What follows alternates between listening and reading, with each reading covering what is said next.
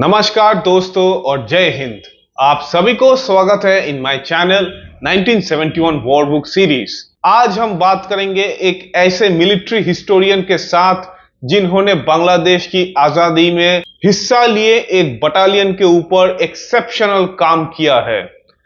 The first Jammu and Kashmir rifles actually भारतीय फौज के 350 इन्फेंट्री ब्रिगेड का एक हिस्सा था और ये बटालियन एक्चुअली बोयरा इन वेस्ट बंगाल में डिप्लॉयड था during Bangladesh war.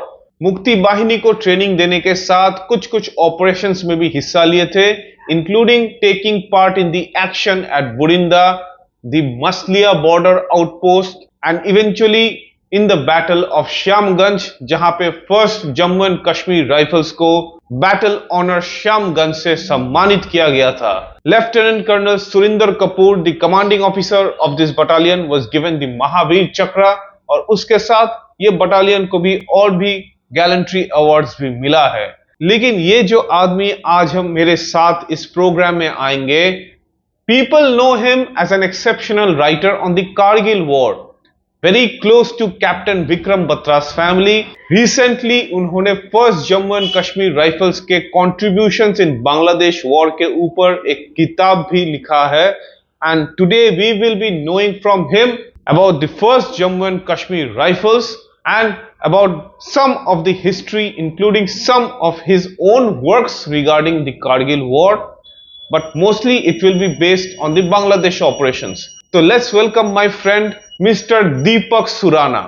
Okay, so firstly, I would like to thank you for having me talking to you on this podcast, webcast as they say. I come from a total civil background. Like no one in the no one in the family has been in the forces. We are actually Rajasthanis who have settled down in Bangalore from the last 70 years. Okay. So you might actually relate to me because when we were growing up, we both are of similar age. When we were growing up in the year around 2004-5, when we were in our class 3-4, we had a spate of Bollywood movies which were depicting our heroes: LOC, Kargil, Lakshya. Right. Even though now you look at it 4 hours, we used to watch it for 4 hours together on the TV. We used to come. Yeah. So then I saw these characters being played out: Captain Vikram Batra, Captain Anuj Nair, Vijayan Thapar, Manoj Pandey. At that time, I felt these are fictional characters because generally you see a movie, you think it to be a fictional movie. I came back home and there was no internet then. That nowadays even an 8-year-old, 9-year-old will go to Google and search. But that time we did not have that luxury, and I thank God for it actually, because then it opens our it broadens our thinking. Right. So I just left it at that. Me and my cousins would run around in the house using the bat as a gun and that all sort of stuff, using a tennis ball as a hand grenade and all. We were actually fascinated towards the man in uniform. So whenever you saw a man in the olive green, it gave you a thrill, a different thrill. In the year 2009, which was the 10th year of the Kargil war, we had in my history textbook, in my 8th standard history textbook, we had a small booklet which had the names of the heroes who had fought the Kargil war. Briefly, they had mentioned their actions. Okay. And in that, I happened to read these names again, 5 years after I watched the movie. But that's when I realized that these are actually real heroes, real life heroes. And they were just 24, 25. Vijayan Thapar was just 22. And they gave their all for the country. I came back home and incidentally the same Kargil war documentary was being played out on the television. Okay. And I remember my mom was watching it, and in that was being played out the famous interview of Captain Vikram Batra, in which he told Ye Dil Mange More. And beneath his name was written Captain Vikram Batra PVC posthumous. So at that stage of my life, I did not actually know what's the meaning of posthumous. And I asked my mother. So she told me that that's a gallantry award or any award bestowed on you after your death.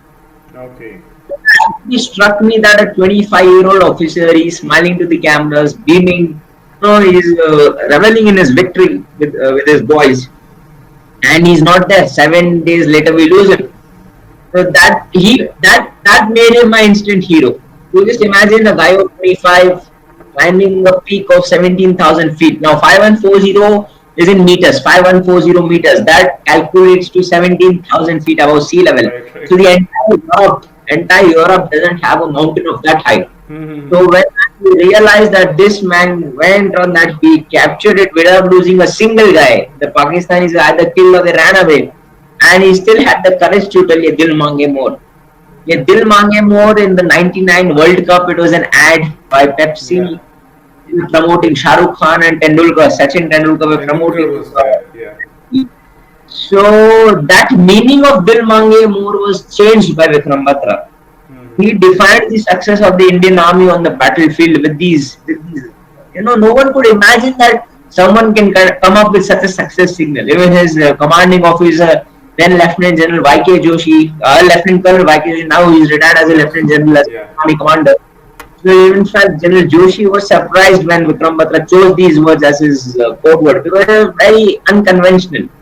But then he actually, that way, Dil Mange More became the line of the Kargil War. Captain Batra became the face of the Kargil War. So that made him my hero. He remains my biggest inspiration today. So this happened in 2009. So years on, I kept researching about him, you know, kept seeing his videos, the videos of the other Kargil heroes. And incidentally, in the year 2013, we had a LinkedIn. LinkedIn had just started, if I remember. And I searched for his identical twin brother, Vishal Batra. I had seen his interview, and when I got his LinkedIn, I got his mail ID on LinkedIn. I dropped him a mail like a typical 17-year-old. Sir, ye Dil Mange More, law. I'm a big fan of Sher Shah and all that sort of, you know, what a 17-year-old writes. I never expected a reply, actually, frankly. A month later, I had dropped my number in that mail. I dropped in my number, and a month later, I got a call back. And I actually was generally away from my phones those days. So my mom picked it up, and the voice on the other end said, "This is Vishal from Chandigarh." And my mom was surprised that how does my son have a friend in Chandigarh, down here in Bangalore. So she told me, "Deepak, there's someone from Chandigarh." So it took me a moment to, you know, actually realize that who is. And then that's when it struck me, no, it should be Vishal Batra. And I got in touch with him, and then that association began. I would, you know, drop him a text on Diwali, Holi. I would ask him, sir, Vikram sir ko khane mein kya pasand tha? You know, who were his heroes in the sports world? What was he like? And ऐसा होता in the year 2016, my cousins and my grandparents, we made a plan to go to Himachal Pradesh. Okay. So this was actually a plan made by me because I wanted to go to Kuala Lumpur. I knew that Vikram Batra, Saurabh, all these heroes came from Kuala Lumpur. So generally people take the Shimla Manali belt, but I chose the Manali and Kuala Lumpur Dharamshala belt because I could stay a day in Kuala Lumpur. I convinced my cousins and we went there and we visited these three houses which are in a radius of 5 or 6 kilometers. We had to Major Surirwalia's house first. We held his medals in our hand. He is a Ashok Chakra Sena Medal Bar. We saw his aging parents. His father is still there. He's 95 if I'm not wrong. He lost his mother a few years back. Then I went to the house of Captain Batra, Captain Vikram Batra. I went to the house of Captain Saurabh Kalia, met his parents, met his family, brother and Abhi. So in Captain Batra's house, there was a cabinet which had his army service medals. So his was a service of just 1.5 years. So he had just 3 medals. One was the Independence Medal, 1997. One was the Special Service Medal, which you get for serving Jammu and Kashmir. And the other, there was a Balidan badge, which was given to martyrs, a sacrifice. Not the Paras one. It is different from what Paras get. This was another Balidan medal. Balidan Padak or Balidan medal, I exactly don't remember the name. And then there was a small bronze colored medal, a purple ribbon medal with the 4. And I had read a lot about these awards, you know, how the Mahavir Chakra looks, how the Paramvir Chakra looks. So when I saw this, my eyes were right staring at that medal for around 5 to 7 minutes. So I know how it feels. The max I've seen is a Mahavir Chakra as of now. Okay. I know how it feels, man. Mhm. So that's when Mrs. Batra, Vikram's mother, she saw me gazing at the medal. She opened the cabinet. She took that medal out and gave it to me. And when I read that, Vikram Batra on the sides of the medal, it is written Captain Vikram Batra and the date of his operation. That's when I realized that Deepak, in the that time he was 70 years independent. India was 70 years of its independence. Just 21 of them have got it. We have fought 5 wars, 4 with Pakistan, 1 with China. Mm-hmm. But just 21 of them have got it. That puts an average of 4 Paramveer Chakras per war. That's an average. Yeah. So that's when I realized that this story of Captain Batra. That now Captain Batra is a very well-known figure. Even then he was a well-known figure, but not much down south here. In from where I come, Bangalore, Chennai, people did not know much about him. For that, we did not know about Sandeep Unnikrishnan, who's from our Bangalore. The Bangalore boy, the hero of Taj. People hardly knew. So that's when I realized, and the big push for me was when I had done a presentation in my college on Captain Batra. We had 76 classmates. I had just 5 or 6 knew about him. So that was a very sad part. And the 5, 6 also knew him very. They did not know much detail. So I thought, no, that this story of his valor shouldn't stay confined to the, to the Kangra Valley, to Palampur, to his state, Himachal, northern part of India. So I came down. I was in my final year of college. I told my family that I want to. I was decent enough in writing. I was in the top 3 in my class in language. So I thought that I had reasonable skills to write, and I came down and I told that I want to write a book on Captain Batra. So that was a big shock. Firstly, that was a big shock to my family. In fact, I remember my dad telling me that you won't be able to write more than 20-30 pages. Probably that was a boost, to boost me up. So he had told me this. I took it upon as a challenge, and I had a passion for it. So I was able to complete it within a year's time. I met his people who were there with him in the battlefield, people who had served with him, his force mates, his family members. I met General Y.K. Joshi at Delhi. I was a young 21-year-old, nervous, waiting outside his house. He had called me at 5 p.m. I had gone there at 4:30. For half an hour, I was just outside the gate, and then I pressed the bell exactly at 5 p.m. I went in. I was actually very nervous, and he was shocked to see me as a young guy coming. But you believe me, I had got a time for half an hour. He gave me 2.5 hours. It was a Mahashivratri 2017. So that shows the humility of the man, humility of the Indian Army, the soldiers we have. He was a big general. He was the DG infantry. Then I was a young boy, a young college, just out of college, freshly out of college, and he still spared time for me. So that when numerous other officers, Brigadier Bhaskar, Colonel Sanjeev Jambal, Colonel Kutri, this area became a chain kind of a thing called Rajiv Kapoor. So this book, the Sher Shah of Kargil, was launched in the year 2017. That's the authorized biography of Captain Vikram Batra. And in fact, the updated version will be coming soon next year. I've added many more incidents pertaining to his life. So Sher was actually based on what you wrote. So the Sher movie, which came out in 2021, I had a small role to play in the sense that I helped them in the research. I met the producer. In fact, Vishal Batra was very gracious to give my contact to the producers. That here's a boy who's done a lot of research. So I met Shabir Boxwala, who's from Kash Entertainment, who are the co-producers of Sher Shah. So I met him. I met the writer Sandeep Srivastava sir. So Siddharth Malhotra was given a copy of my book to read about the character, get into the character, and they took. And I'm very thankful that they gave me credits. Only 6 or 7 of them have been credited. That thank you, and my name was there to be found. So I thank Vishal sir for that. I thank Shabir sir for that. Vishal sir called me there for the premiere. I still remember 7th August 2021. Neeraj Chopra got us that gold medal, and I got a call from Vishal sir, Deepak, 9th को premiere Delhi में आना है. And that's it. I booked my tickets. Me and my wife flew down to Delhi, and we went for the premiere. And it was an honor to see these real heroes who were out there. People who were served with Captain Batra, or who hadn't served but they were still a part of the army. People had come from all walks of life.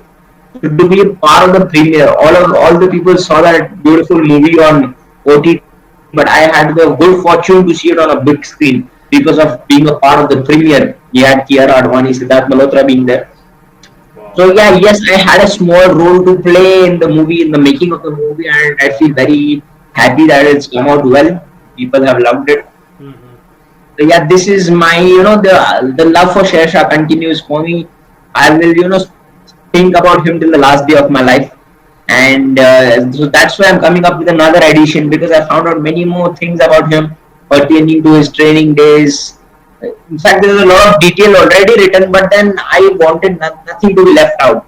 So I'm coming up with another edition. Probably by the end of next year, it should be out. Sher Shah's in a new edition. I had So a this small fortune with this 13 JAK Rif guys. okay. On the 13th of April, they came to Kolkata. Okay. So, Subedar Major Sanjay Saab was here. Mhm. So, I met him and he was like, matlab, talking about his experiences and everything. And just before leaving, I said to him, Saab, एक hug हो जाए. Like, this is not just only for you, for Captain Batra and your own, I mean, the entire battalion. He said, yeah, क्यों नहीं? मतलब, he hugged me, he came and hugged me, and I was like, sir, thank you for what you have done. No, Sanjay Saab is such a humble man. I'll tell you. Let me tell you this. So Sanjay Saab, he had come for my launch last year for my second book, the Kargil story. Mm-hmm. So General Y.K. Joshi was also there. So Sanjay Saab was in Delhi for a day or two, and I told him, Saab, is the launch here. It was very tough for him actually. He was flying out somewhere. But then he told me कि साहब मेरे पुराने कारगिल वाले CO साहब आ रहे हैं, general Joshi साहब आ रहे हैं, तो I'll definitely come. So that's the respect a soldier has for his CEO, for his commanding officer. And Sanjay Saab made it for that event at a very short notice. He came. So that actually is can be seen in every Jawan and every officer of our Indian Army. This, Yes, they're very, very, very humble, down to earth, very humble. very warm, very warm. We are civilians, and even though we come from a totally different background, they welcome us with open arms when they know that you're doing something genuine for them. And they Yeah, know that you are, trying to tell the message or tell the stories of the Indian Army to the others. yeah. So they are welcome you with open arms. So this was my journey for Sher Shah, and followed by that, when I was writing about him, I got to know about the other heroes of 13 JAK Rif, and then subsequently of the other heroes from the other battalions. So I thought that I must write a book on the Kargil war, because I had read many books on the war, but I hardly found these names of these unsung heroes. People we did not have I did not find the books to have the human touch when a Mm-hmm. soldier goes in a battle. What is the relationship between a Jawan and him? And there were many other heroes who lost their lives but did not get any award, who were as brave in fact. So I came up with another book, The Kargil Story, which was launched at Delhi last year by General Y.K. Joshi, Sanjay Saab, and a host of other heroes and dignitaries. So this happened in 23. There are names of many unsung heroes we have in that book, The Kargil Story. And by God's grace, it's doing well. It is published by 60 publishers. It's Delhi based. So they have also published the autobiography of Yogendra Singh Yadav and many military books. Latest book called Rambo, Sudhir Walia's book, written by a veteran again, is again coming out. It is being published by them. So good fortune to be part of these houses. Natraj for Shasha and 60 for Kargil Story. So this happened, and now coming to your, the last part of your question, you asked me that how come you got to know about first JAK Rif, and why did you And choose to write about suddenly, like you're and studying 71? Kargil. So How? coming from Kargil to 71, so I'm going in a reverse mode. So I'll tell you how it happened. For me personally, like now if you see this 13 JAK Rif, Yeah. this t-shirt. So for me personally, after knowing Captain Batra, I did a lot of research. I am a fond of, all the regiments are like close to my heart. Mm-hmm. But Jammu and Kashmir Rifles is one such regiment. In fact, it's my favorite regiment. Like, with no, I love all the regiments. Like, I'm told everyone's equal. They are all heroes. But for me, there's a soft corner for Jammu and Kashmir Rifles. The reason for that is it is one regiment which has never been commanded by a British officer. Yep. It was formed by the Indians. Yep. It was formed by Maharaja Ranjit Singh. Gulab Singh was there. We had Ranjit Singh, the commander. We had, in the 1820s, this regiment captured territory in Tibet. And it was impossible in those days. Maharaja Ranjit Singh. We had the great Zorawar Singh, the general. I think Napoleon should be called the Zorawar of France rather than it being the other way around, because Zorawar Singh was, mounted on his horse. We have that photograph of his.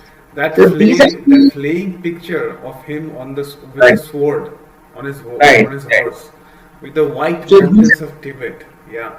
these are the ancestors of the Jammu and Kashmir Rifles, and post that also, if you see, actually this regiment before Kargil, I feel sadly they did not get the credit they deserve.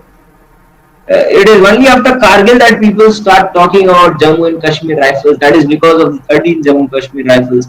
But they have done stupendous work since independence. Even before that, that story before that is very different. They captured a Chinese flag, the fourth Maharaja's fourth Jammu and Kashmir Rifles. That is in the 1890s. They captured a Chinese flag. That's the only Chinese flag which the Indians have ever captured. Okay. So now that was captured by current day. That unit is now the 4th Jammu and Kashmir Rifles, or the Fateh Shivji. So now coming to the after independence war, if you look at the war of 1947-48, the Jammu and Kashmir State Forces, which is now the Jammu and Kashmir Rifles, had they led by Brigadier Rajinder Singh, had they not put up a gallant stand in Uri, Srinagar would have fallen before our forces, before one Sikh, before Somnath Sharma's troops on the Kumaon regiment, before they would have been dropped, we would have lost the Srinagar airfield. Yeah. So people hardly, they just, whenever you read about the 47 war, they hardly write that, the state forces put a valiant stand, but they were overrun. That's it. That's the only thing which is written. But then, if you read the book written by General Govardhan Singh Jamwal, is written in detail about how the state forces, despite being very small, half of the state forces people mutinied because they were Pakistani supporters. So still these people, Brigadier Shehjan Thapa, Colonel Preeti Chand, we had these men. Brigadier Rajinder Singh, who is the first Mahavir Chakra of independent India. In fact, the first Mahavir Chakra, because Mahavir Chakra was formed after independence. So that's what I want to tell you is that 47, 48 they have 2 battle honors, and they lost so many men. In 62 again they performed brilliantly, even though they did not get any battle honor, but they fought very well. In 65 people hardly know that they also got the battle honor of Asal Uttar. We talk about the Grenadiers and Abdul Hamids. Yeah, it's rightly sure that Grenadiers were very brave. 18 Rajputan rifles, but we forget that even 9 JAK Rif was a part of the Battle of Asal Uttar. So they got a battle honor there. In 67, that's after the 62 war, 5 years later, again the Chinese tried to cross the boundaries in Nathula and Chola. There we had the 10 JAK Rif. We had Colonel Matham Chakra. So again we beat back the Chinese there. 70 now coming to 71. So when we talk about 71, people talk about all kinds of battles, all the great names we hear about Garibpur, we hear about Longewala, we hear about Basanta, we hear about Hilli, Tangel, many battles. Yeah. Siramani, even though it was very close to Shyamganj, people talk about Siramani, they don't talk much about Shyamganj. They talk about Siramani and how Dogras in the Dogra regiment and the 4C captured Siramani. So all I want to say here is that what is Jammu and Kashmir Rifles? Their CEO was given a Mahavir Chakra. They had 3 Veer Chakras, 4 Sena medals, 51 of their brave hearts lost their lives. For them it was a 36-day war. Yeah. For the others it was a 14-day war, December 3rd to December 16th. But for this unit, and a few other units, war began in the 2nd week of November. So this again, as I told you, I was a big backer. I was soft corner. So when I was studying, I had seen the crest, and then the crest had seen Shyamganj 71. So that's how my enthusiasm, began. That how what I wanted to know about this battle, and I saw Colonel Surinder Kapoor Mahavir Chakra was the CEO. So I actually presumed that the CO is 42, 43. So probably sir अभी रहेंगे नहीं रहेंगे, will be 90 plus. So I went to the War Decorated India website, and in that I clicked the citation, and there's another section which has the details. And luckily there was there was a phone number there. Yeah. It was in the year 2021. So I called him up, and luckily sir was in high spirits. And he spoke to me very well. Matlab, you couldn't think that this guy, this sir, is 85 or 86. Maybe So I something spoke to him right. at length. At first, I just wanted to know about the action, nothing to write per se. So slowly, this interest, that nahi yaar, this 71 guy, I have to do justice to one JAK Rif, because people don't talk about this, and I really love to pick these unsung heroes. So this is how this idea, formed up of writing this book, their battles at Masli and Shamganj. Right. Um, and your innovative way of finding the CEO, Colonel Kapoor, like that is also very interesting because that is even how I found him. That's great. And he didn't pick up my calls, but eventually he did.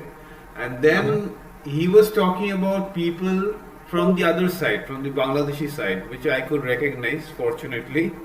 So that was it. Then I heard from you that he was sick for some time. Yeah. So tell me one thing, like as you have done so much research on the first JAK Rif that's coming to 71 itself, like from where did everything start for that battalion in For the the battalion. 71 Ops? Could you tell Okay. me about that? So I'll take you a year back. Let's go back to 1970. So Colonel Surinder Kapoor was actually from the Gorkha Rifles. Okay. He was from the Gorkha Rifles. So he was not originally a Jammu and Kashmir Rifles officer, Okay. but he was posted there as a CO of first JAK Rifles in the year 1970. And on the northeastern border, Bomdilla, a place near Bomdilla, Arunachal Pradesh. It was then called the NIFA, Northeastern Frontier Agency. Nifa. So he was posted there, and he had gone on a route march. I clearly remember him telling me that, and I mentioned this in the book. He had gone for a route march with his boys up in the hills, and he got a call from the brigade commander, "Ki, Surinder, come down, there are urgent orders for you." Okay. So he came down, and immediately he was told to move. They know the rail coaches have been arranged, so you will have to move. They don't know the destination and nothing. Okay. So they went, and they were stopped at a place in West Bengal. You will 100% you know this Midnapur. So they were Midnapur. stopped, Okay. and they got down from they went from Misamari in Assam. So they Okay. came down, they got a train in Assam, and suddenly the train halted, and there were a few officers at the station who were waiting to receive them, and they told them that you'll have to disembark.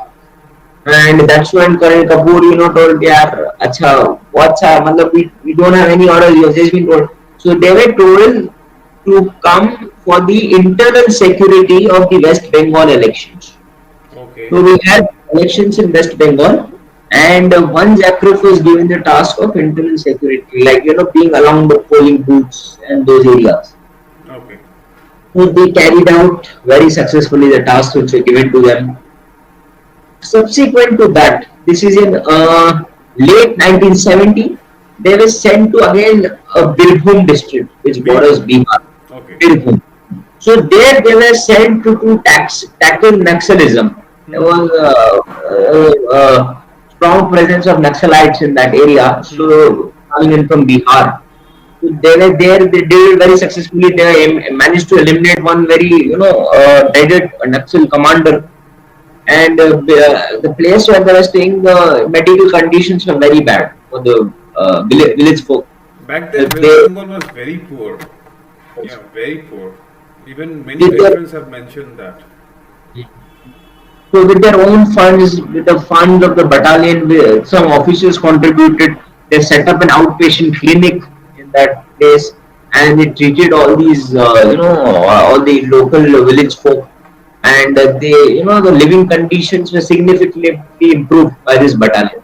Okay. So because of these activities, the Major General Dalbir Singh was the Div commander. Nine div.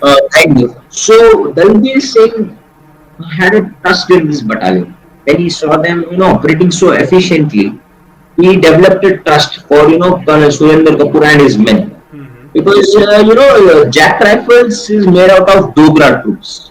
First, JAK Rifle is a pure Dogra unit. Dogra guys are people who don't talk much. They do their work.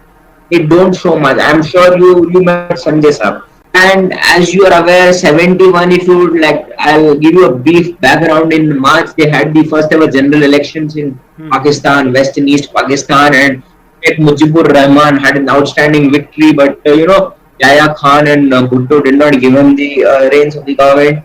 And all these things happened. The rebels, then they attacked the University of Dhaka.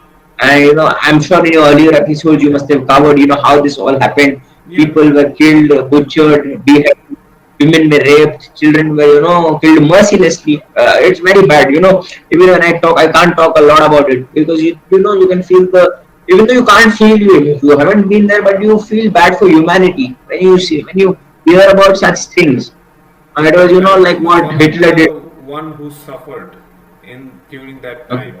My father side had to Okay. come to Kolkata, and after that they never left. I mean, they never went back to Bangladesh, except for my father. He fought the war. Okay. Wow. Wow. He That's was great to know, sir. he was from the One of the Mukti Mukti, Bahini, right? but he is not. I mean, Okay. yeah. But it's not it's nothing less. I think from whichever side you are, there was a common goal. They Correct. worked together. So and they're as brave. Mukti Bahini were I'm as actually in the sector where first JAK Rif was. okay. Okay. Yeah. So we as now I think you know much more than me, like the sufferings which these people had. So these things have started to heat up. So that's when first JAK Rifles was pushed up to Boira. Boy, Boira again is like a dagger. It is like a dagger going into East Pakistan. No, mm-hmm. it's that. So from there you could launch. So he was sent to the Boira border. You just be there. This is in the month of March, April, May April 1971. 1971. April, Okay. May. Since So that from time that, they were there. huh? Since that As time since they were that, there. since that time they were at Boira and they were going to be ready because as you know that General Manekshaw and the others had decided that we won't fight a war in June, July because Bangladesh has a river and terrain Mm-hmm. attacks. It was a very sound decision. So from the unit was there waiting, it was getting trained at Boira. They had their companies all around. They had to face a very, very rough monsoon. The monsoon was very rough. Even transport between the companies and the battalion headquarters had been hit. The refugee camps which had come up. Mm-hmm. So the refugees were being looked after by First JAK Rifles. There's a very touching story of a 5-year-old boy who had come from Bangladesh with his grandfather. I mentioned this in the book as well.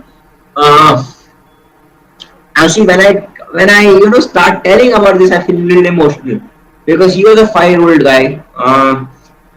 When Colonel Kapoor was taking a walk to the refugee camps, Mm-hmm. he saw this boy standing up and saluting him. Saluting. So, Okay. so And this yeah, was in saluting. Boyra itself. He was saluting the boy. The boy was saluting Colonel This Kapoor. was in Boyra, right? This Boyra. was at Boira. This was Okay. the Boira Okay. refugee camp. So he was saluting.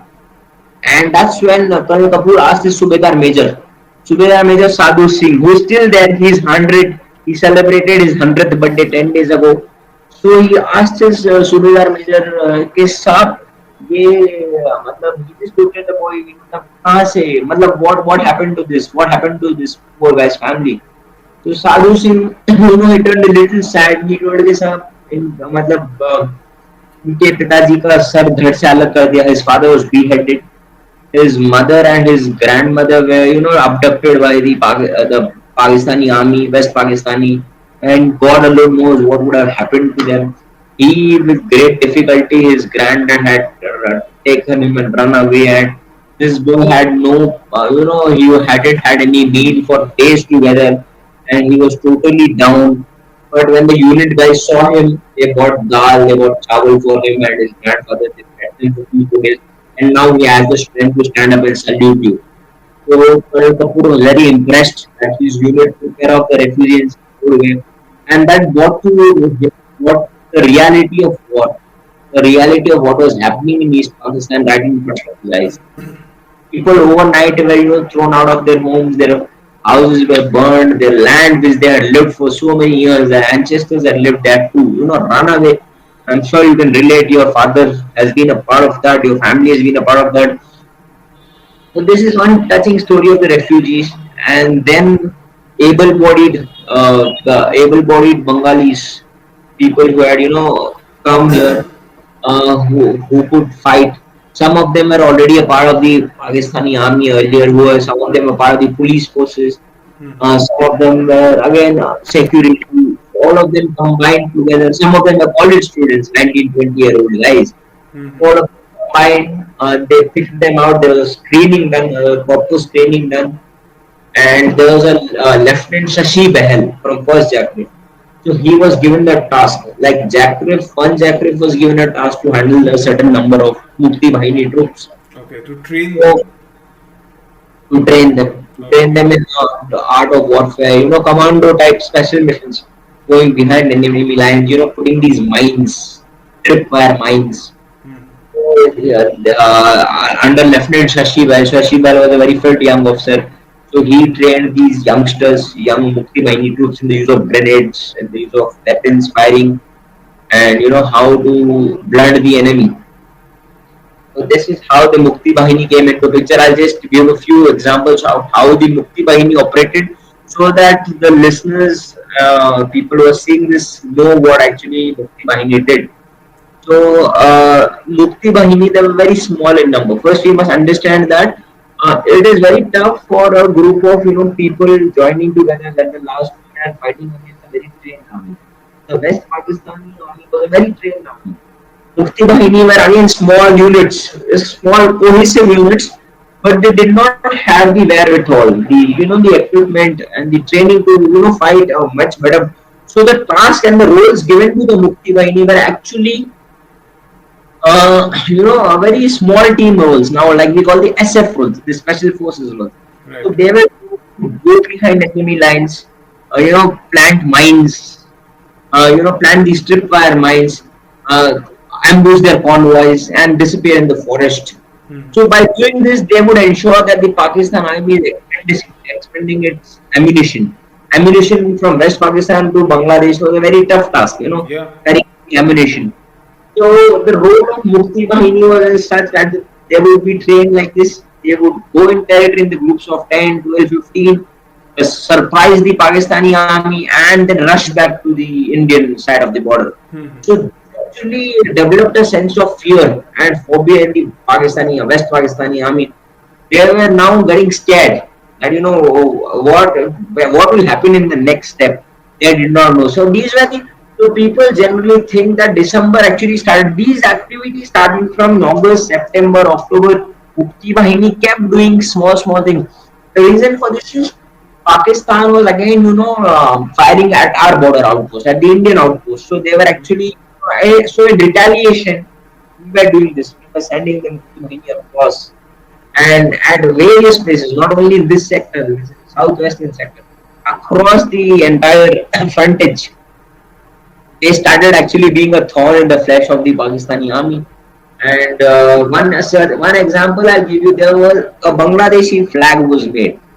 So directly under Colonel Kapoor was Captain Najmal Hudda, the famous. Nazmul Huda, right. So Najmal Hudda came one day to Colonel Kapoor's headquarters and told him, "Sir, we have our flags ready, the Bangladeshi flags which were being made." Okay. So Colonel Kapoor was like, "Okay, so let's go." They went to the Charlie company. They went to the Charlie company, which was the closest to the border. And no, I think it was the Bravo or Charlie. I bet it was the Bravo company. They had gone to the border, and from that place they could see the nearest Pakistani post, Okay. which was I think around a kilometer away from that place. And there was a tree just 200 meters ahead of the Pakistani post. So Colonel Kapoor told Najmal Huda that you come with a handful of flags, around 10 or 12 flags the next time you come. So Najmul Huda was again a little surprised, but then he realized that he's a senior commander. So next day, this Captain Huda, Najmul Huda came with a good amount of Bangladeshi flags. So what Colonel Kapoor told, he told Captain Najmul Huda, take a few of your men, cross the border, go near that tree, plant a Bangladeshi flag on that tree, and come back. So Najmul Huda first was a little apprehensive that we might get caught. If we are caught, we'll be slaughtered. But then he realized that for the freedom of the country, we'll have to do something. So what he did was he went with his few men in the night. They planted the flag and they came. In the meanwhile, Colonel Kapoor had told the guys handling his MMG to be ready. He knew that the Pakistanis will come out of their post to bring this flag down because they're very egoistic people who actually don't think. Right. So when the flag was put up, the next day morning, two Pakistani soldiers came. They started climbing, and that's when the MMG opened up. One of them dropped dead, the other one got injured, and he ran back. The flag was still there. So this type of an action was repeated for 5 to 6 times, and the Pakistanis were very frustrated at what is happening. They realized that the Indian army is waiting for us, but still they had that ego in them. No, we'll bring that down. We'll bring that down. So as a result, they had many casualties because of this. But all this kept happening. These tidbits kept going on, and Mukti Bahini again played a important role in supporting the Indian army logistics, be it any part of any part of the battle. So yeah, this was how the Mukti Bahini actually, and this is actually I've covered two of your questions. How the unit was before Yeah. for induction, and how the Mukti Bahini was made a part of this whole process. Okay. So now I would say, like, tell me a bit about the unit's actions and movements in the month of November to the commencement of the war, official commencement on the 3rd of December. Up to that part, yeah. Then it is So broken.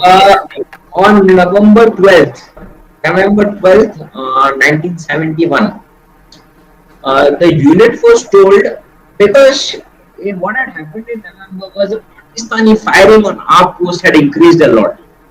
They were firing a lot on our unit. These were artillery fire or like No. Small arms and artillery. Small arms and artillery. Both. It was a mix of both.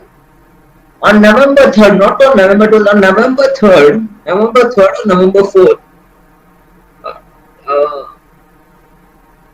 Boira is 2 kilometers. Actually, the main village of Boira is 2 kilometers away from the border. okay. At the border, Colonel Kapoor had placed a few men of his Bravo company, around 20 odd men, and the rest of the battalion was at Boira. They were preparing for the war. They had these war exercises going on. They were preparing for the war. And when this exercise was going on sometime in the afternoon, they were firing shots being fired. And that was from the direction of his Bravo company, where he had kept the Bravo company. And just when he rushed to that place, he saw a few Bahini troops running back.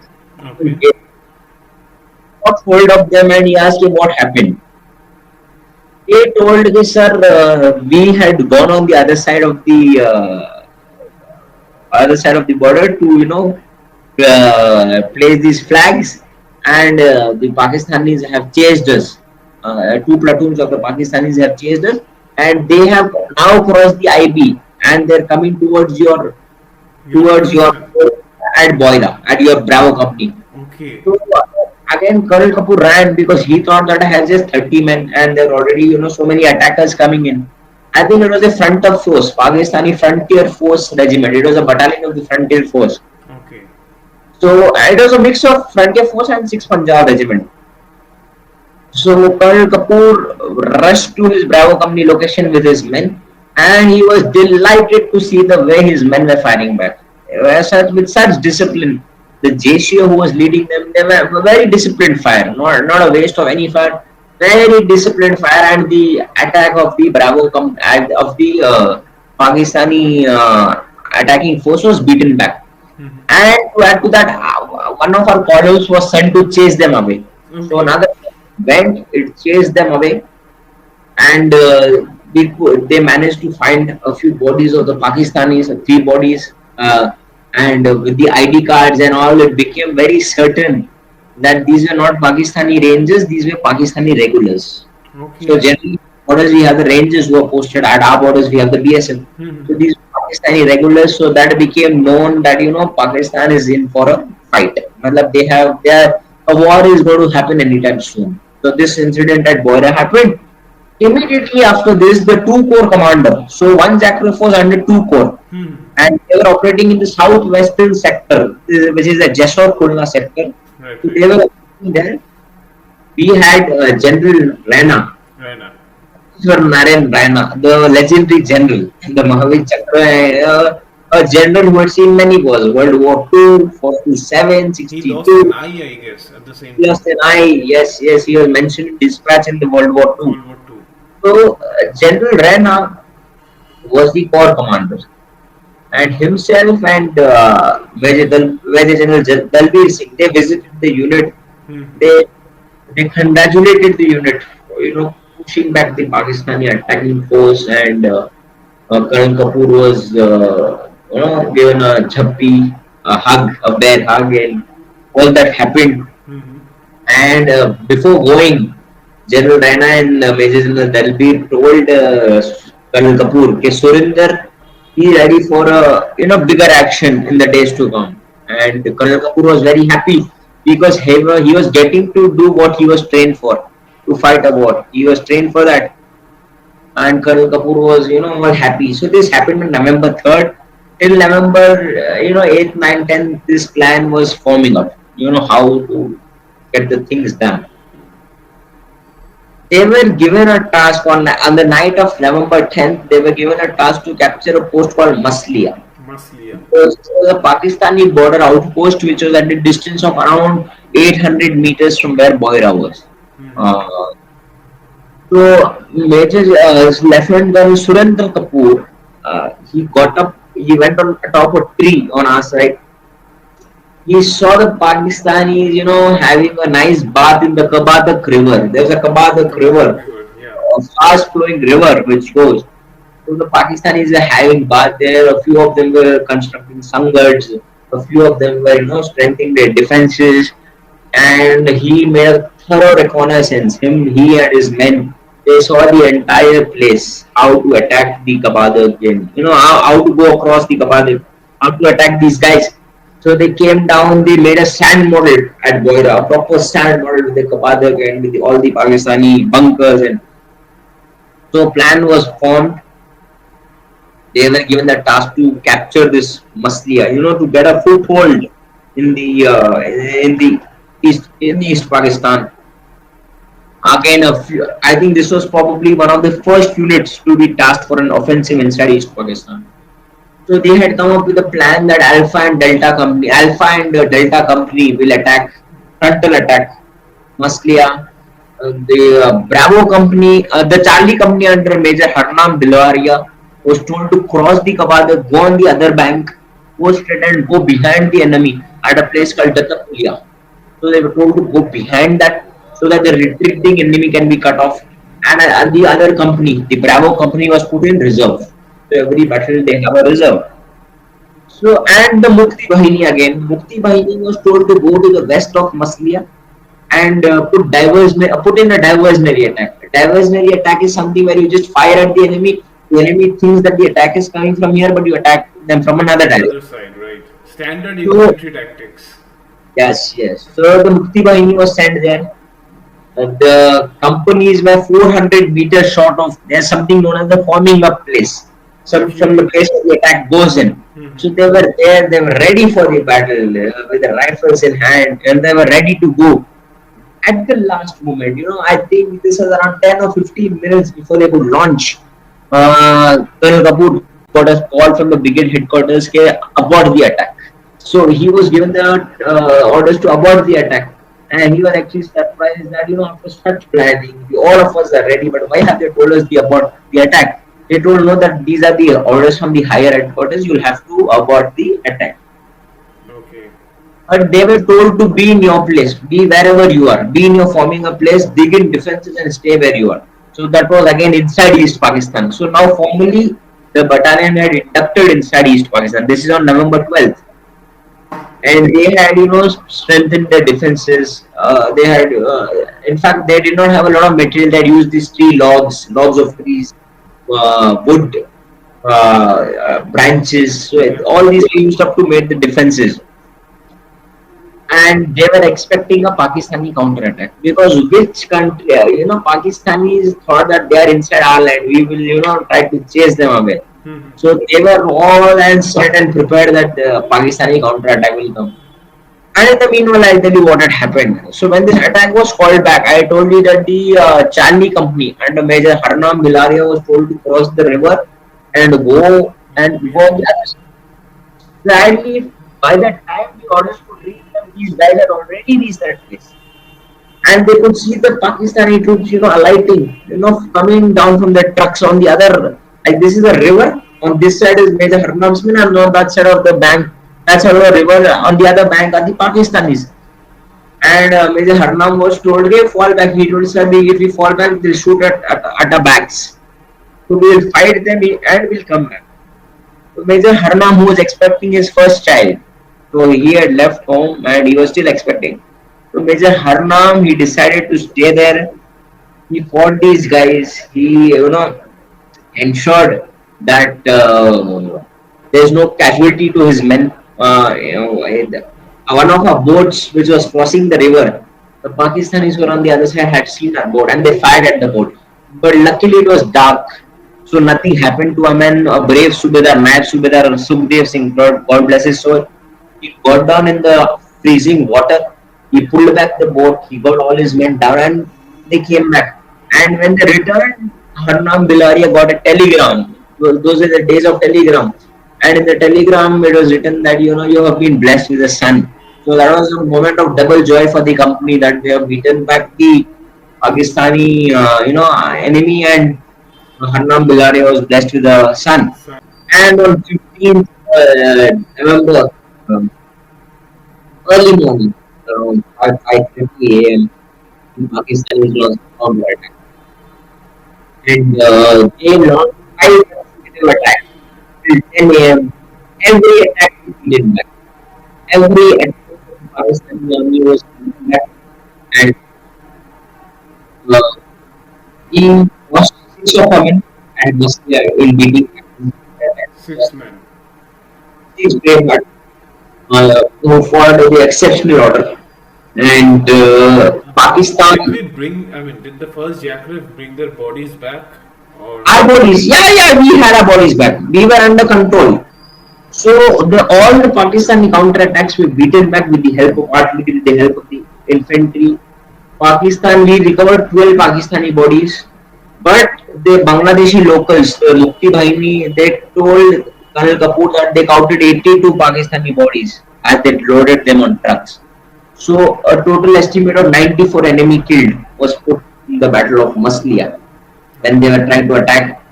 5 counterattacks were beaten back, and the next morning, Colonel Kapoor saw that there were just 2 jackals in that area of Maslia. So he sent a patrol.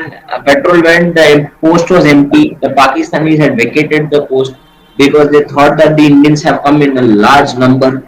So the Masli outpost, they vacated it. We went, and on a cigarette packet on the in the post was written, आगे बढ़ने से पहले अपने अपने घर वालों से बातचीत कर लेना. मतलब the Pakistanis still had that ego that after you come, you meet us at Jessore, we'll sort you out there.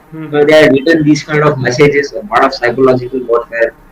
Okay. So this is how this Battle of Masliya went. We got Masliya was under control. After a few days later, 14 Punjab, that brave battalion, Naba Akal. Navaka. 14 Punjab, which after one Zakri moved out of Boira, 14 Punjab came to Boira. And then after this happened Masliya, then 14 Punjab went into Garipur. We had this GS Narak from the cavalry, 25 cavalry. Right. These people fought. So again, 14 Punjab fought the famous Battle of Garipur. Pakistanis, totally taken aback of what was happening. The Indian army was advancing, and then we had this famous airstrikes on December 3rd. Uh, December 3rd, and that's how officially the war began. So this was in gist. I just told you in a very small detail that how the Battle of Masti actually progressed. This Five million narrative of counters. yours actually. And we also had IEF coming into picture. We had our small net aircrafts defeating the sabers, the much dreaded sabers. We put them down. Donald Lazarus, the heroes, Yeah. Sir Ganapati sir. I think These Don Lazarus guys, is still alive. The others yeah, have passed away, I guess. he's still there, right? He's still there. Yeah. He's still there. So these guys fought that action. IF was dominating. Our warships were, INS Vikrant was in the Bay of Bengal and all that. We were moving towards that, and the Pakistanis panicked as usual. They bombed our air bases without any success. Yeah. And that's how we were ready at the western sector to defend ourselves. In the east, we were ready to advance inside.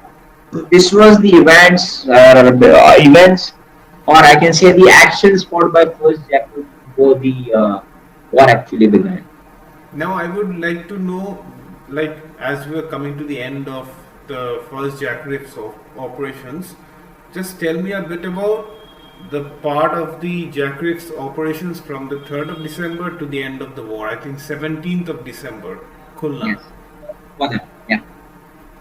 So now, after that 15th action on the 15th, when this entire dogfight happened, the Air Force on November 21st, 22nd, the air battle of Boira, Yeah. which is famous. One of the two Pakistani pilots were captured.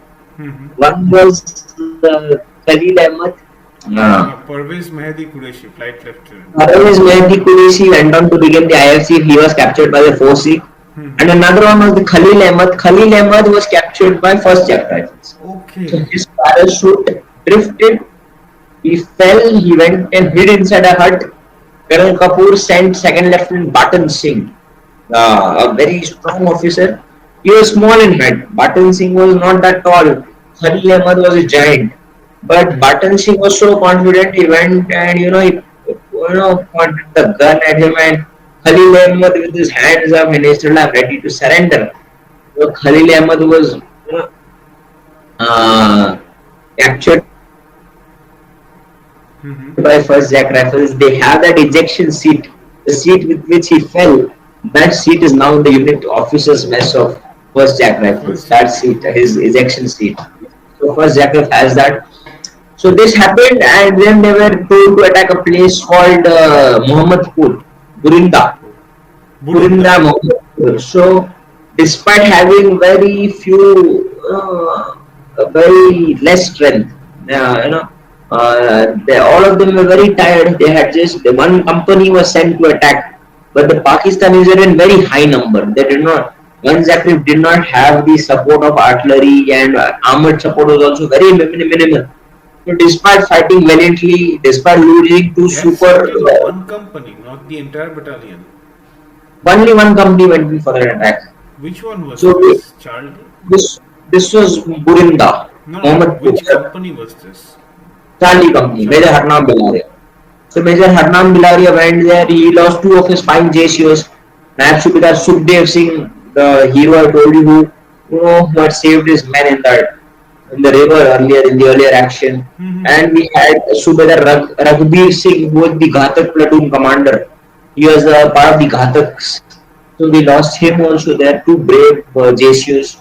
One of our heroes, Lance Havalkar Krishan Singh, was captured by the Pakistanis, and their bodies, the bodies of these three brave hearts, were shown to the foreign media by the Pakistanis who were there at Burinda, and it was a very bad, bad time for the battalion to say, because they were actually pushed into this attack. They were just, they had fought an action, and Pakistanis had started spreading a rumor in the battlefield that Colonel Kapoor has died, because the Pakistanis had started fearing the first JAK rifles.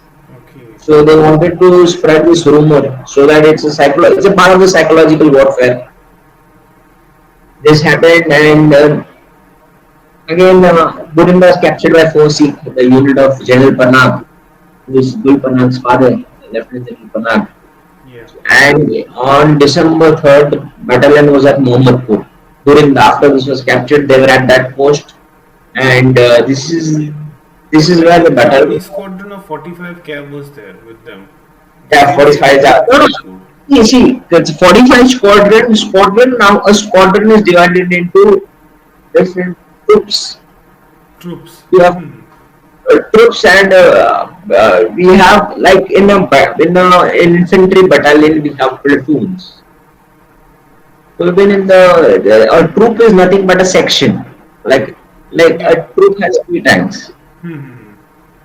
Three. So now this regiment, the Charlie Squadron was there. So that again the 45 cav, it was divided. So one battalion was given one troop, another battalion was given two troops.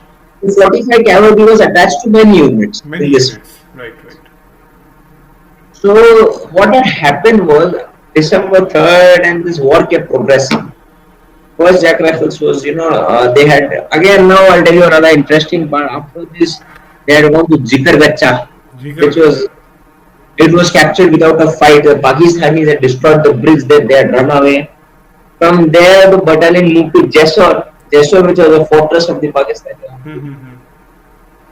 Jessore, they were about to enter. They had passed a message to the brigade commander, "Sir, we are going into Jessore. We'll be the first battalion. Jessore has fallen without any fight." And they were going in, and they were told, "Wait, 7 Punjab, which is now a mech infantry unit.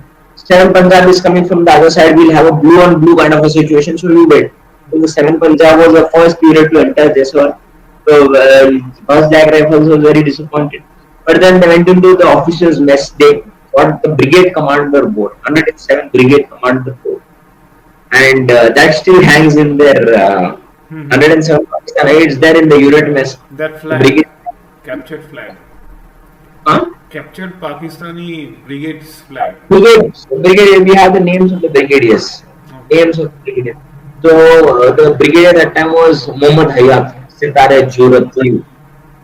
So Brigadier Mohammad, they captured that board. It is a part of the unit. So they were actually disappointed that we are not going to see action after the war has broken out. That's when we had this place called Shyamganj. So what had happened was the 107th Brigade, we had Brigadier Mohammad Hayat.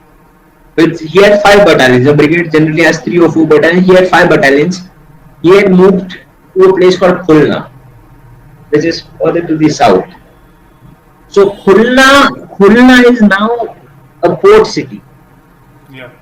He went to Khulna because he knew that better than Jessore, Khulna offered better defense potential than Jessore. And in case they would be, they would get stuck, they could escape using the Pakistani US Navy vessels. They thought the US Navy will come to support them at the Khulna port and they'll run away.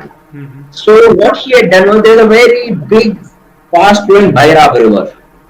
So he had set up his defenses astride the Bhairab river, on the right bank, on the left bank.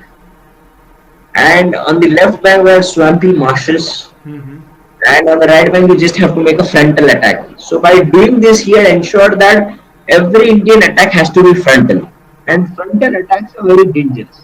Yeah. and he had a very good layout of these. He was a very good tactician. So he had this good layout of 5 battalions. If someone they lost few men here, they would send them. So there were reinforcement, the system, the logistical systems, everything was well in place. And this day he had built his defenses right outside Khulna. So all these places, Siramani, Shyamganj, Dolatpur, all these are just outside. These are villages outside Khulna. Dolatpur, So I think, is the cantonment of Khulna. okay. Yeah, Mhm. cantonment area. So they had done all this. Mhm. He was ready to protect Khulna with all he had, and we started going in. Since we had no option, we were attacking frontally, and this particular place was proving to be a headache. Shyamganj. So Shyamganj is one of the first villages, leading up to Khulna, and 5 attacks had taken place on Shyamganj. 5 battalion attacks from the Maratha light From infantry. this side, I mean, from the right side of the river, Bhairav, No, right? no, straight. If you look at the map, yeah, it was a frontal attack. The river is this side. Now see, I'll tell you, this is the river. This is the river. This is Shamganj, and the attacks were put in this way. Okay, And this was a road, and this side was Siramani. okay, So they attacked, and Maratha light infantry. We had 19 Maratha light infantry. We had the Madras regiment there. 5 attacks were beaten back, and it had become a very it had become a thorn in our flesh. The area of Shamganj. The reason was the area leading to Shamganj was a very big palm plantation. Palm. We had a palm plantation, and if you get out of that palm plantation, between the palm plantation and the enemy defenses, there was an open ground of 150 meters. Open ground. okay. So you go there, it was like a killing zone for the Yeah, Pakistan. spotted They were firing. They were sitting in their bunkers, in the brick houses. So one JAK Rif was brought in to attack Shamganj, and Colonel Kapoor asked for tank support, and he was given just a troop of tanks led by Major Gulati. So they went on the other side of the river. They provided covering fire to them, and one JAK Rif. So generally, what happens So is the you keep a reserve. infantry went straight, tanks went from the other side. Tank went on the other side of the river, and they provided like this. If it is going like this, tank was pouring fire like this. Okay, So Colonel Kapoor, he, generally what happens, you keep a reserve. A company is kept in reserve for every battle. Colonel Kapoor, when he realized that the movement of two of his first companies is slow because of the heavy fire coming, he lost all his 4 companies. The reason he did not keep a reserve, this is against the military tactics. He did this, Colonel Kapoor, because he realized that the Pakistanis have a very good reinforcement chain. He thought that we will speed up the rate of acceleration, we will speed up the rate of attack, we will attack them at a faster rate with the 4 companies, so that their speed of reinforcement is beaten, so that they do not get the same time they are getting to reinforce. So this is how Colonel Kapoor ensured that the reinforcements of the Pakistanis slow down, and they went charging with the Durga Mata ki Jai. That's the that's before their this he had battle lost cry. Yeah, before that they had lost one of their bright officers, a very brave officer. We can talk about his actions in a later podcast whenever feasible. So he is a 22-year-old. I'll tell you briefly about him. He had a widowed mother. He was the eldest of siblings. He had lost his life while the recce was going on. He had done a lot to gain information. He had earlier done well in the other battles. So he was the intelligence officer of Surinder Kapoor, IO. So Anil Kapoor was the entire unit was sad to lose such an officer. But with that spirit of revenge, the people they had lost at Burinda, at Masliya, they went in and attacked Shamganj. 7 o'clock or something, they started the attack, and by 9:30, the village of Shamganj was clear. The village of Shamganj was clear, and with good support by the 45 cavalry troop led by Major Gulati. And this was the action. This broke the back of the enemy. So after Shamganj fell, We could attack them from the rear. So force went through the road. We captured Siramani. The Dogras came in. So all this kept happening. That Madras regiment came in, and so in the other parts of Bangladesh, they had surrendered by 16th. But here, Brigadier Hayat kept fighting. Whatever pocket was remaining till 17th. So he surrendered on 17th at a place called the Aga Khan Palace, the circuit house.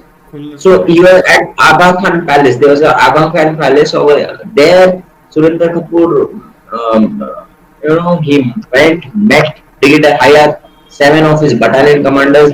He took them to meet the GOC, the Div Commander, and then it was decided that the official surrender will take place at Circuit House, Khulna.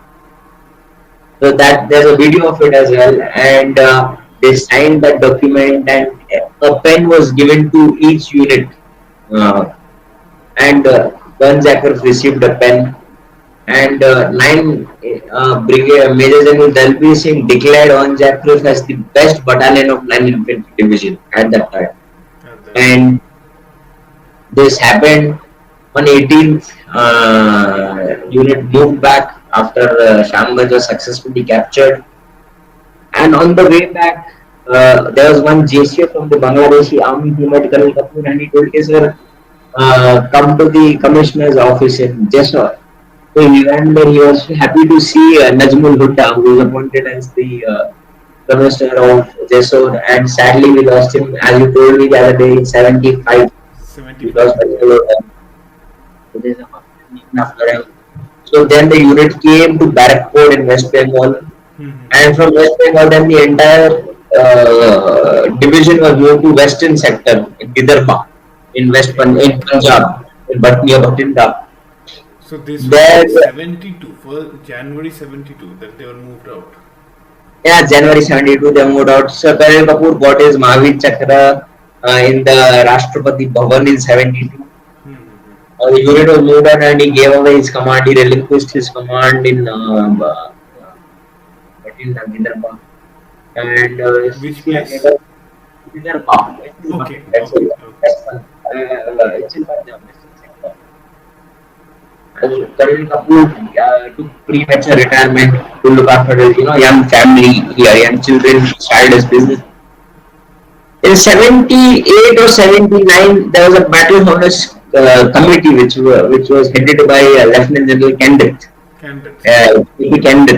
So he had retired, of course, but he was a part of the committee. So this committee was formed to give away battle honors to the units who had fought. Sadly, one JAK Rif did not get any battle honor. And if you believe it, Maslia, for the action of Maslia, they got many awards, many gallantry awards. For Shyamganj, which was actually the war, actually after the war was declared, even though Colonel Kapoor had sent so many citations, not a single gallantry award was given to the unit for Shyamganj. They got award for Maslia, but not for Shyamganj. Okay. So the colonel of the regiment, who was General Rawat, he called up then General G.S. Rawat. He called up Colonel Kapoor and told him, Surinder, please come and present the case of a battalion.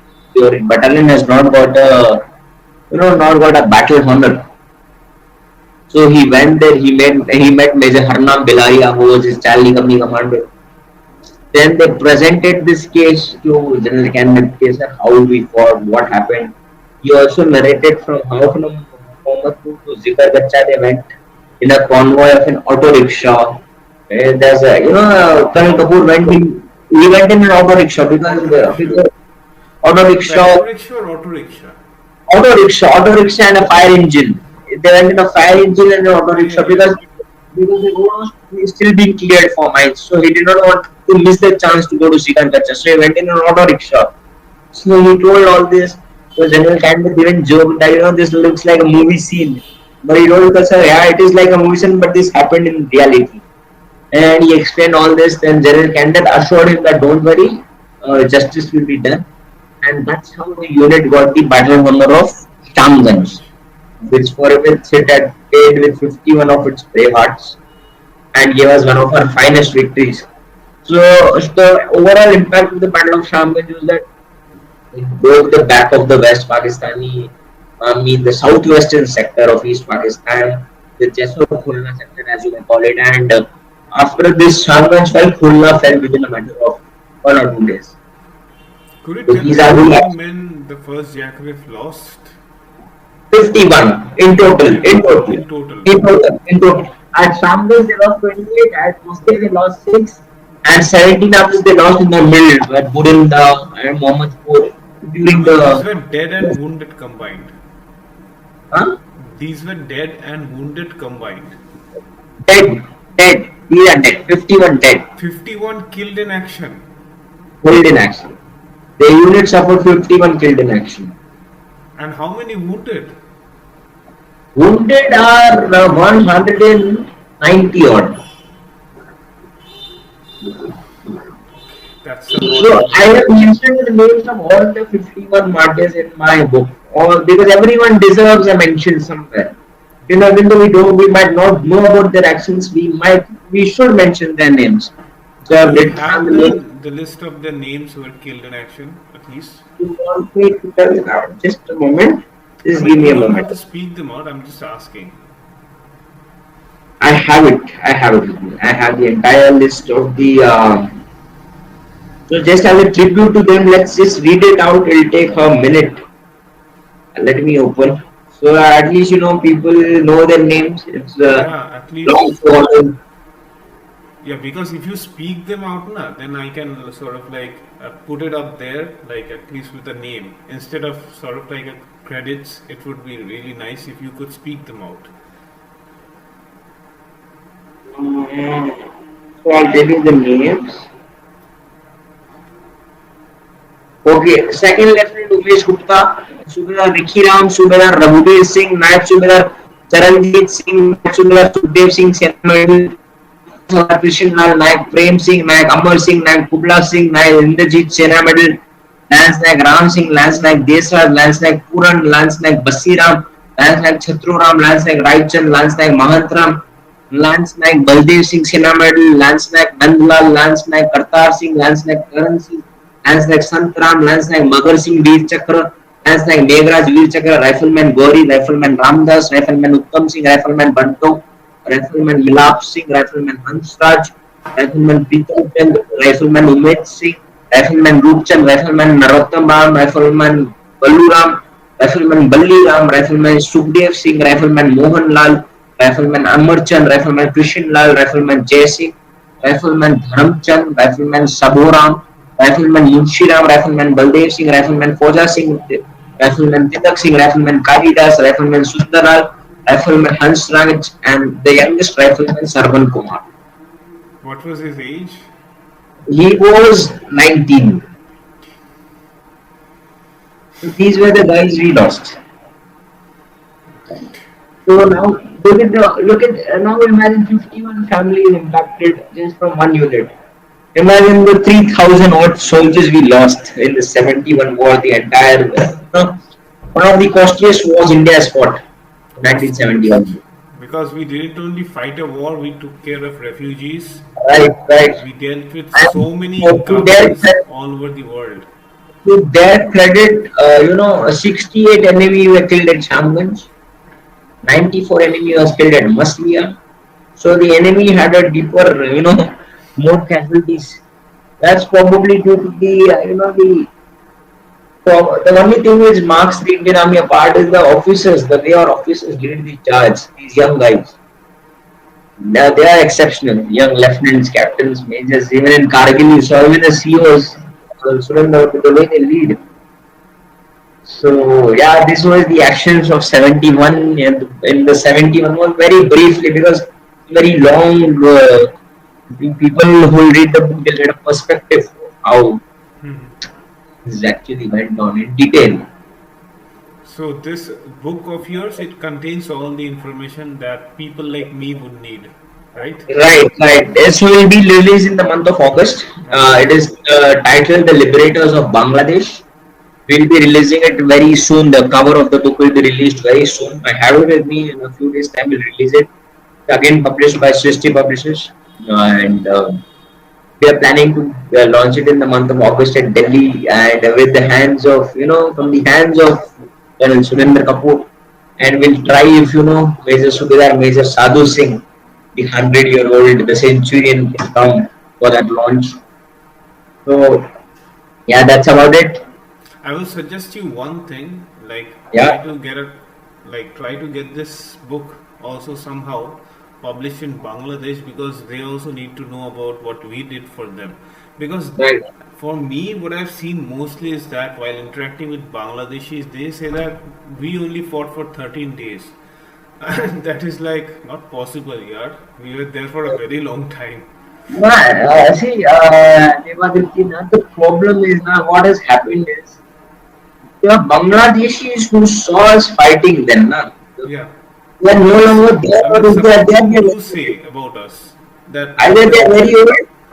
So now this new generation, this generation of internet, they don't actually know that what India has done for them.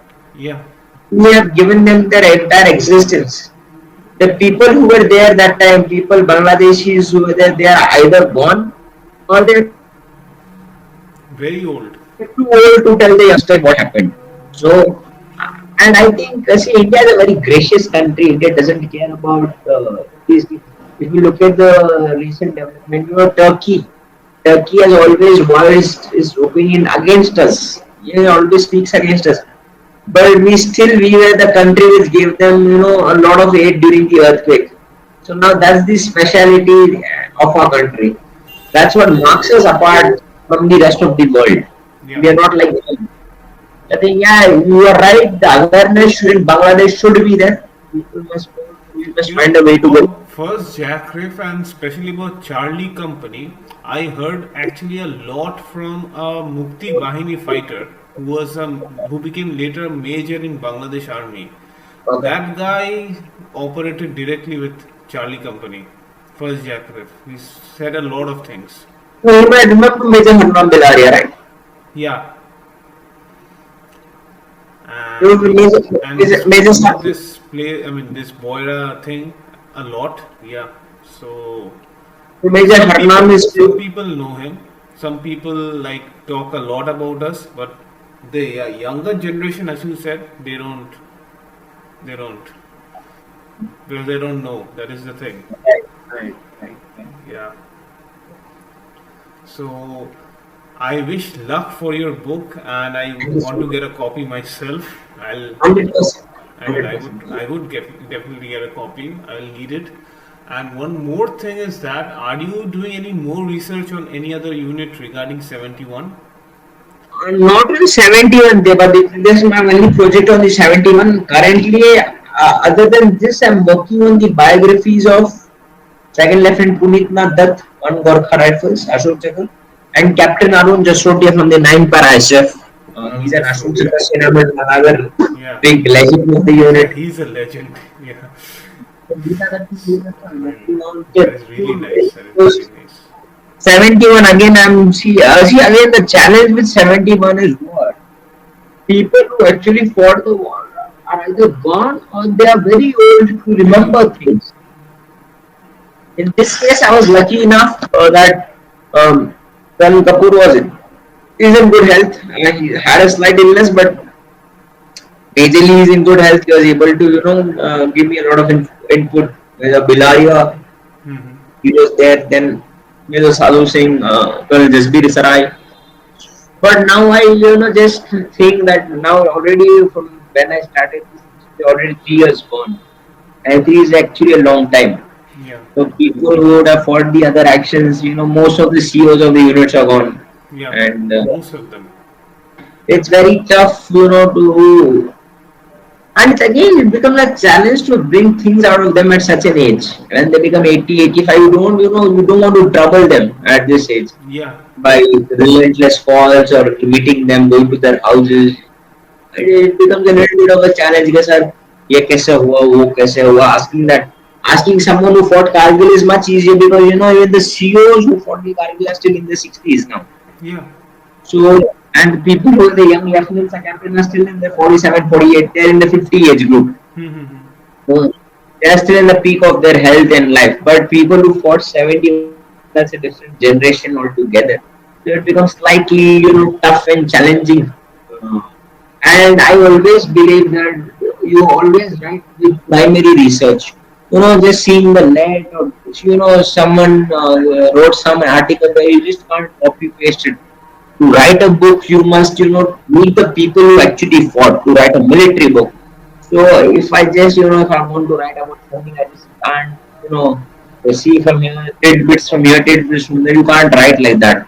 Meet the people, meet actually hear to their experience, listen to their experiences. So I believe that if I pick up a topic on 71, I'll only pick up when I have a good, good source for my research. Or not because it's too sacred to be, just blabber stuff. You can't just write anything about that. It is a sacred war. It's India's greatest moment in. I always consider the victory in 71 as the greatest moment in our history in 76 years of our independence. The Yeah, greatest moment. absolutely. Is one of the most decisive. It's the most decisive victory we have had over Pakistan.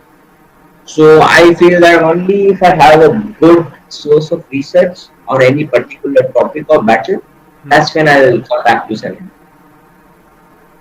That's a really nice objective as a historian, and I Mhm. really appreciate what you are also doing regarding Kargil, so that we don't have a tough time like finding stuff on 71 like how we have compared to I mean compared to how easy it is for Kargil. So how do you feel for 71? That is similarly I feel for Kargil because I feel that I've grown up in that. Yeah. These are my people tell about Bhagat Singh. They talk about, but I actually feel that I'm in the generation of Batras, Anuj Nayars, the Vijay Thapas, Manoj Pandes, the Ken Bruces, Clifford Nongram, Sumit Roy we have, Rajesh Adhikari, Vivek Gupta, Lance Naik Balwan Singh from the 17 JAT, Yogendra Yadav, Sanjay Saab, Yeah.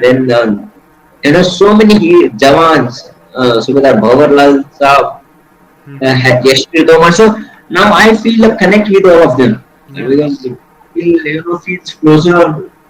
I've been to that place. I've been to Kargil. I've seen these mountains, so I know what they actually did, what they underwent. You can't climb. We can't imagine climbing that mountain. Normally we cannot climb. Normally, Imagine them climbing with a 18 kg rucksack, a 5 kg rifle in their hand, the enemy fire. The weather is bad. There is patchy snow everywhere. yeah. There is rain falling. Any loose rock, any fall step, you fall down into the gorge. That is unimaginable. These are actually superheroes. I think no other country could have won back those Kargil hats like the Indian Army did. So that is a wonderful experience of like working for hunting for military history. Yeah, and that is what if you are mentally connected with the history, you can also help in finding out so much. Even I feel that at times. Right. Yeah. So it's a real pleasure talking to you, brother, and somebody who was Pleasure. I reciprocate my feeling. It was nice to talk to you. It's like always nice talking to like-minded people, and I look forward to many such things. Whenever want anything, you can let me know. There's a message or a call. Any you want to reach out to someone, I'm always there for you. I will. The first thing I'll need is your book. So I'll I'll do that. I drop will. a test for that. And Right. like it is really a pleasure, man. Somebody young as me and like us doing something like this. But The least we can do for the country. absolutely, the least we can do to give them back. Yeah. So it's a pleasure, and I will talk to you again. And Yeah. let's meet someday again. And I'll drop a Yeah. text when I'm in Bangalore. Meet someday. Yeah. We'll meet up 100%.